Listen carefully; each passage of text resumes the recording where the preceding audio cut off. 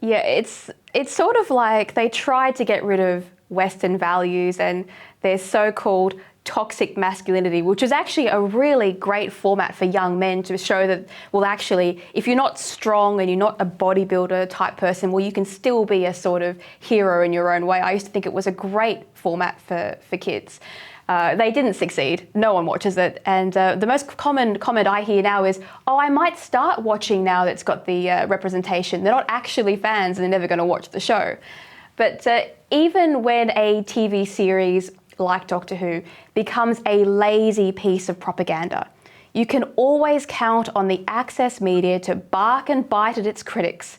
How powerful is the access media in shaping culture by protecting these terrible woke productions?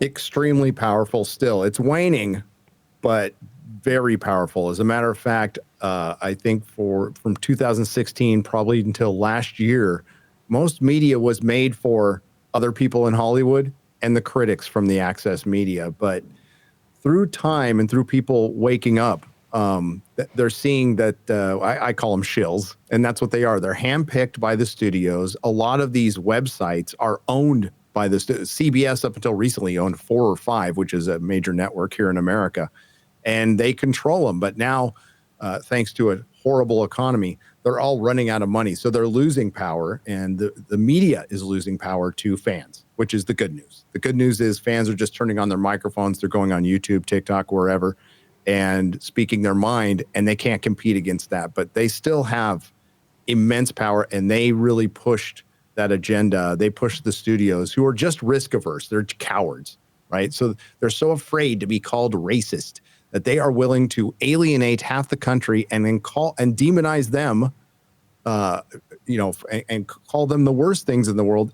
Even to a point, there's a marketing ploy from the studios called fan baiting, where you preemptively attack the fans, call them racist and sexist and misogynist before. Like Disney just did this with Obi-Wan Kenobi, and they set up a whole narrative around one of their actors so they can make it a movement, because it did work. There was a time it worked. I mean, Black Panther, they didn't attack the fans with Black Panther, but they used marketing.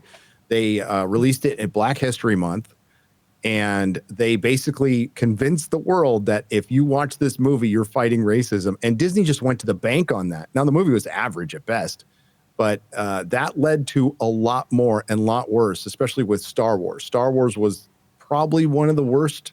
Doctor Who wasn't great either, but Star Wars was the worst towards their fandom. And they continue to do it to this day through the very willing access media.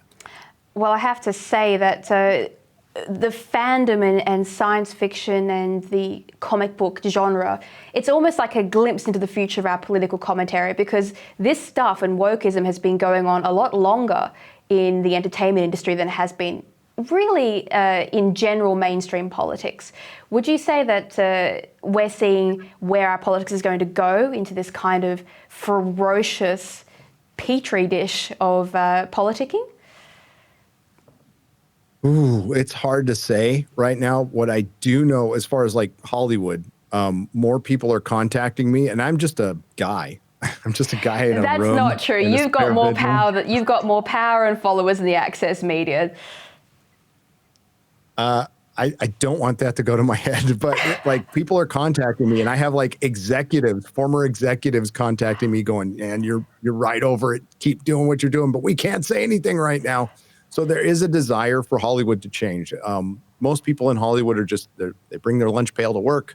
They're just hardworking people. But the execs, middle management mainly are the activists, and this diversity inclusion officers, which are now quietly getting laid off, still have a ton of influence. So they need to fail badly, and they have. It's been very hard times for Hollywood, even as this year is going to be the first full-scale release of films since COVID started. So last year was a pretty big slate of films, but this one's back to maybe like 2018-19 levels. So we'll see. So far, not good. It's not very good. They need Aside to, from John Wick 4, most of the movies have been flopping.